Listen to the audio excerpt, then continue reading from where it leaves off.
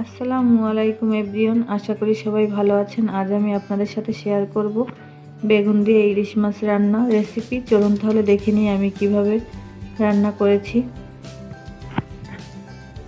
এই জন্য এখানে আমি বেগুনগুলো ভালোভাবে কেটে ধুয়ে নিয়েছি।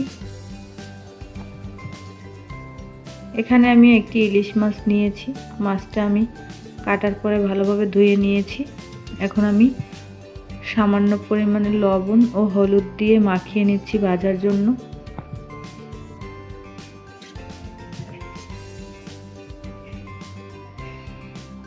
মাখিয়ে নিয়েছি, এখন আমি ভেজে নিব। চুলায় একটি প্যান বসিয়ে পরিমাণ মতো তেল দিয়ে নিয়েছি। তেলটা গরম হয়ে এসেছে, এখন আমি মাছগুলো দিয়ে দিচ্ছি।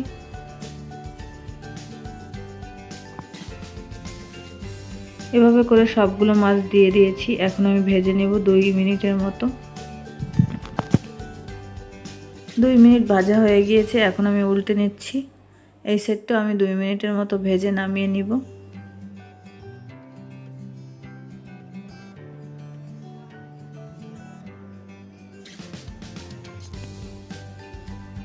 মাছগুলো নামিয়ে নিয়েছি। ভাজা তেলের ভিতরেই রান্নাটা করব।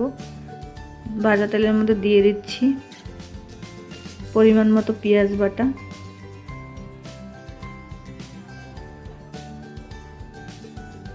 নেড়েচেড়ে তেলের সাথে ভেজে নিচ্ছি পেঁয়াজ। এখন আমি এর ভিতরে দিয়ে দিচ্ছি সামান্য পরিমাণে পানি মশলা কষানোর জন্য। দিয়ে দিচ্ছি 1.5 চামচ পরিমাণ মরিচের গুঁড়া, 1/2 চামচ পরিমাণ হলুদের গুঁড়া,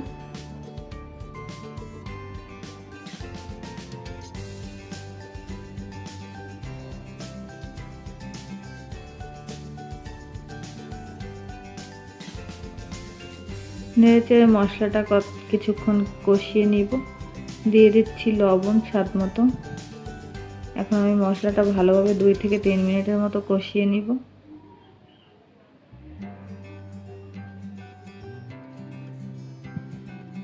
দুই থেকে 3 মিনিটের মতো মশলাটা কষিয়ে নিয়েছি। এখন আমি দিয়ে দিচ্ছি কেটে রাখা বেগুন। এখন আমি মশলার সাথে মিশিয়ে নিচ্ছি।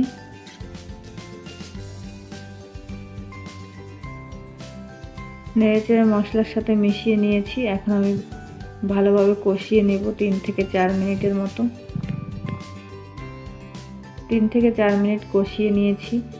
বেগুন সেদ্ধ হতে বেশি একটা সময় লাগে না। দিয়ে দিচ্ছি সামান্য পরিমাণে পানি। যেহেতু আমি তরকারিটা ভাজা ভাজা করে রান্না করব, এজন্য পানির পরিমাণটা কম দিয়েছি। আপনারা যদি ঝোল ঝোল রান্না করেন তাহলে পানির পরিমাণটা একটু বাড়িয়ে দিতে পারেন। বেগুন এমনিতেই অল্পতে সেদ্ধ হয়ে যায়, বেশি পানি দেওয়ার প্রয়োজন হয় না। দিয়ে দিচ্ছি ভেজে রাখা মাছ।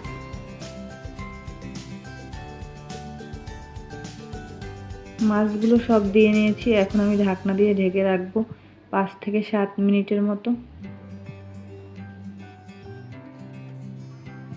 ফিরে আসলাম 5 থেকে 7 মিনিট পর। রান্নাটা আমার হয়েই গিয়েছে। এভাবে করে ইলিশ মাছ দিয়ে বেগুন রান্না করলে খেতে কিন্তু খুবই অসাধারণ হয়। আপনারা চাইলে বাসায় ট্রাই করে দেখতে পারেন। খুব সহজভাবে দেখানোর চেষ্টা করেছি, আশা করি আপনাদের ভালো লাগবে। আমার ভিডিও যদি আপনাদের ভালো লেগে থাকে অবশ্যই আমার চ্যানেলটি সাবস্ক্রাইব করবেন। আজ এ পর্যন্তই, সবাই ভালো থাকবেন।